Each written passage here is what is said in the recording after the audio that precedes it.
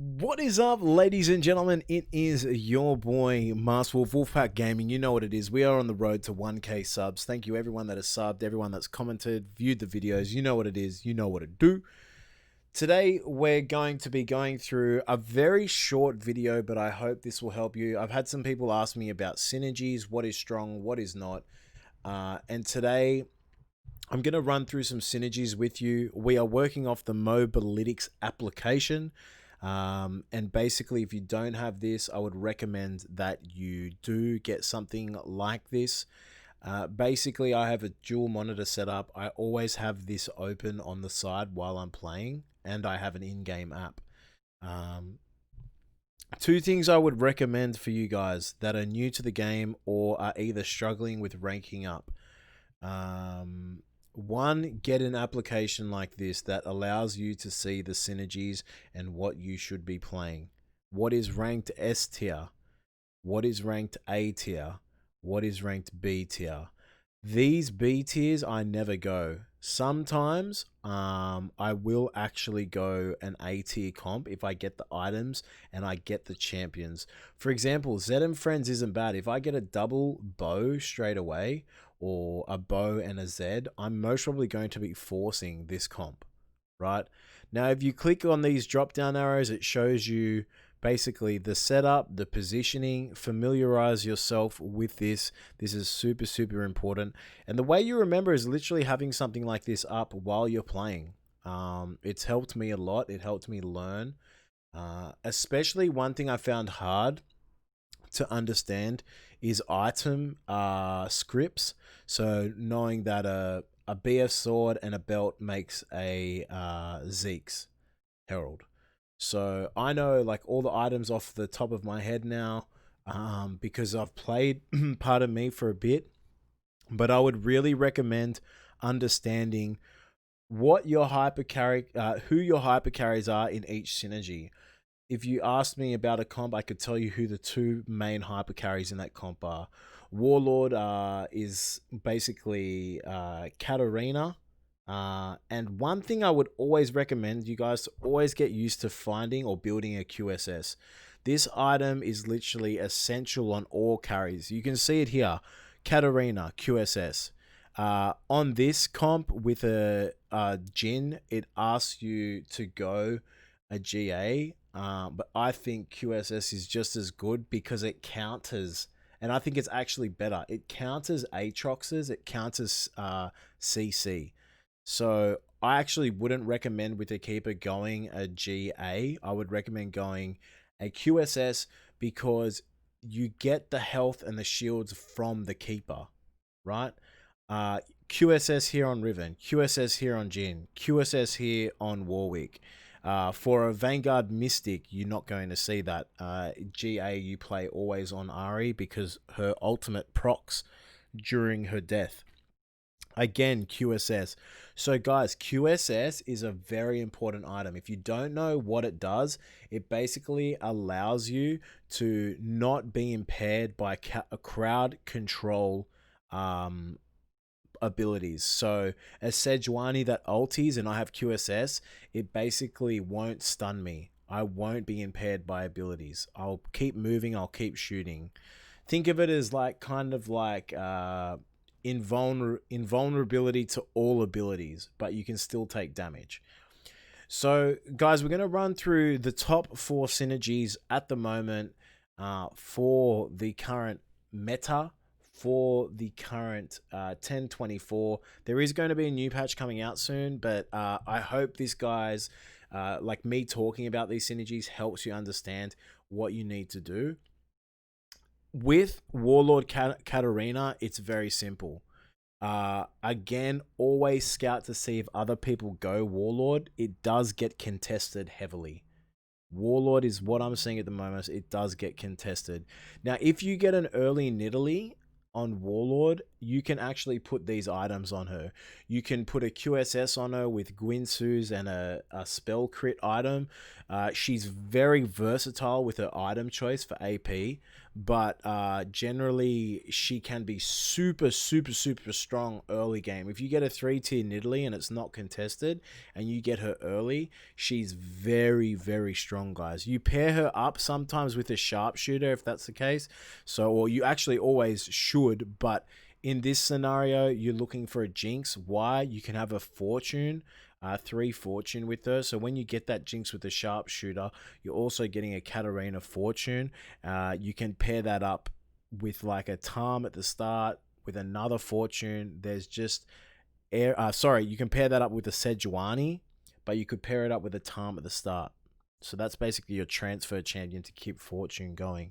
So for Katarina, you want to be having a QSS no matter what. Her basically go-to AP item is the Hextech Gunblade because it heals herself and it takes a while for her to come online. Personally, with me, I like using like Hextech and like Rabadons if I get it. But this is basically the go-to build. If you don't know what Titan's Resolve is, it's like a physical armor item, and basically it's bow and chainmail together. So what do you build and how do you build Warlord? Because Yone is late game. Really, you want to focus on Nidalee and Katarina. Sunfire on your J4 is very, very good. And you can actually pair the J4 at the start with like an Elise or a Kennen. I'd recommend Kennen. He has great AoE control and it gives you the Keeper buff. So that's Warlord Katarina. S tier comp, really strong. Get the 6 going. Get your chosen Warlord if you can. If you get like chosen whatever through it, if you could get chosen Keeper, it could be very strong. You could have a mix of Warlord and Keeper, another strong sort of comp. But basically, this is how you play Warlord Katarina. My favorite comp right now, 6 Keepers. I love this comp to death. This is easily like a top 4 comp for me, especially the one thing I know about this comp is the most important part to this comp, guys, is the Kennen items. Getting Morellos and GA on Kennen is huge. Now, the positioning of this, you always want Kennen at the front. Sometimes, you like what I used to do is put the Aatrox up a bit more, but you want that shield. And when I learned how to play this properly, once you get this Azir, you block off the flanks. And if you actually go 9, you can have an extra unit here. You can possibly have like a Cassiopeia for that like control or dusk or whatever it may be. But you always want to pick up the Vayne. The Vayne is a huge piece of this because it gives you the dusk with the Riven. Now, of course, the Riven is really key to this, but I've done super, super well with Keeper with just having a tier 1 Riven with no items. So to me, the most important part to this comp is the Kennen and the Jhin. Jhin, you want that backline pressure, but in all seriousness, why this comp is so strong is because you can basically flex between Riven or Jhin carry. You can have both. It really depends on the type of items you're getting. But if you're not getting like Seraphs or a tank item or whatever it may be for your Riven, and they're just like basically pure Jhin items, then put it on your Jhin. Again, I prefer QSS on him. I don't like this GA, because if you verse an Aatrox, if you verse a Yone, basically you're just going to get absolutely pulled into the middle. They could have a Kennen, then they're consistently stunning you. So I don't agree with this GA, but as I said, QSS to me is the best item in the game. So just remember this setup. And basically 6 Dusk. Something I don't play a huge amount of. Why? Because I like 6 Keeper over it. But this is very strong. Another very strong comp. Essentially, what you're doing is you're trying to get a Dusk chosen. And you're really pushing your front line with your back line being your sharpshooter again. This is why I believe Keeper and this type of build is the strongest, because you can actually flex between 6 Keeper and 6 Dust, or 4 Dusk and 4 Keeper. It's so flexible, and they're all strong builds. If you have a mixture of Dusk and Keeper, it can be really, really strong. So that's why it's my favorite build, because it's just very, very consistent. You can see here that you want to basically swap out the Aatrox for the Azir when you can. But really, 6 Dusk, if you have a 6 Dusk comp, you really want your core champion to be your Riven, to be honest with you. You need to get the items with her because she does a huge amount of damage. So yeah. Next, another great comp. You've seen me play before in another video, but Divine. Very cool. It has been nerfed a bit. Just be wary of it, but it is still strong. What actually goes well against this comp, believe it or not, is sharpshooters, because majority of this is a melee attack, and you basically blind them for their melee attacks. And it's like with Teemo, it can actually do over a divine comp pretty heavily. And then you have the Jinx CC, you have like the Dusk, maybe you have with the Vayne on the sharpshooters. So it's actually, sharpshooters I don't mind as a comp. They can be really, really strong if you get the right items and you get the right champions quickly. From here on, guys, we're going down to the A tier list. I'm not going to go through every single one. What I would say is most probably the strongest out of these basic A tier lists, to be honest with you. In my opinion, I would have to say it's something around the Aphelios.